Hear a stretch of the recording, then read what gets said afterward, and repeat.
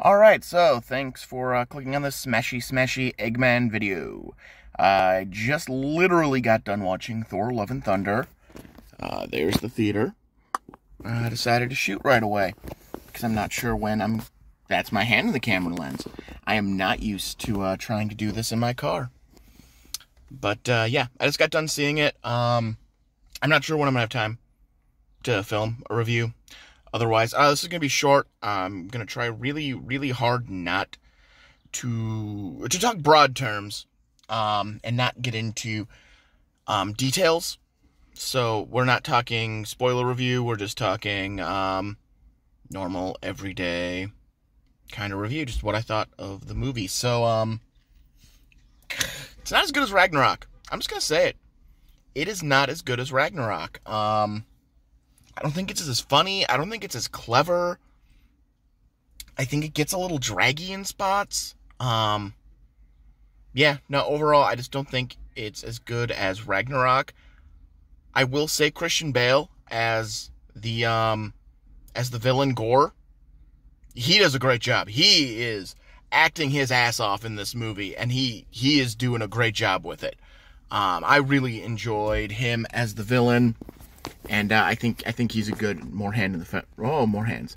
I think he did a really good job, and he is he's one of the better villains for Marvel. So I think that was a real good part. The Guardians of the Galaxy are basically pointless to this movie. They're literally in the first 10 minutes, then they're gone. I felt like that was a lot of really decent acting talent that just gets wasted. Like, I don't know. We haven't seen that happen in a Marvel movie where, like, a character is in the body of the film and only making a small cameo most of the time. You know, they're in the end credit scene and they're making a small cameo, or they're just part of the narrative of the film. But this is just, they were there, and I guess Kraglin is part of the Guardians now, though this was never established in Endgame or Infinity War. It pretty much looked like he was off doing his own thing in those movies, but he was there. He's part of the Guardians. It happened. But yeah, the Guardians, they were fine. The Guardians, I felt like none of them did anything. Like, Chris Pratt's the only one that had any, like, more than a sentence. I think Rocket might have also gotten a couple of lines, but nothing. Like, after the chemistry, like, they showed together in Infinity War, this just seemed weird. It just felt weird and out of place. And, like, they just should have said Thor and the Guardians had split up prior to the start of this movie. You get Natalie Portman back, and that's her arc is fine. Her arc is fine. It was fine. Lady Thor's fine. I've got nothing against Lady Thor. I don't know. I'm very underwhelmed. I'm very underwhelmed by what I just saw. Not that I had huge standards. It's just I really liked Thor Ragnarok, so I was hoping we'd at least hit that level. But the jokes aren't really there. They try for jokes, but the jokes aren't really there. It just gets tiring at points. And it's only a 2-hour movie. But yeah, it gets a little draggy at places.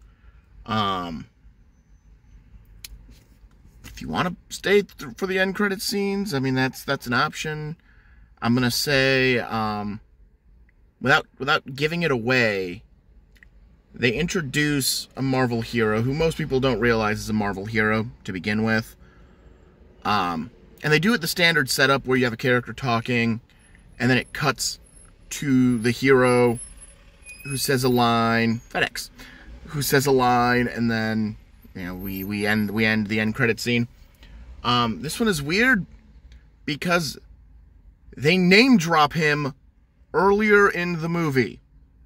They name drop the hero who they're introducing earlier in the movie. Like, they said it. They said his name, which already establishes he's a thing. And it's not a name, like, it's not a Marvel hero you realize is a Marvel hero, but it's a name you will recognize. Because it's a god, so you will recognize the name, and then they won't be anywhere. So, yeah, it just seemed pointless. And then the very end also, it was a fine scene. I don't know if it's setting up for something, because I don't know what that setup would be, other than something down the line. Yeah. But I think if it's a setup for like the ass end of a movie. It's not the setup for like another huge thing. So yeah, it was a fine movie. It's better than the Eternals. Not as good as Doctor Strange in the Multiverse of Madness. Not as good as Shang-Chi. I had a little higher expectations for this one because of Ragnarok and what they did with Thor and Endgame and Infinity War. I had a little slightly higher expectation, but it's probably as good as Shang-Chi in this new run of Marvel, this phase of Marvel. So yeah, so those are my thoughts on Thor Love and Thunder.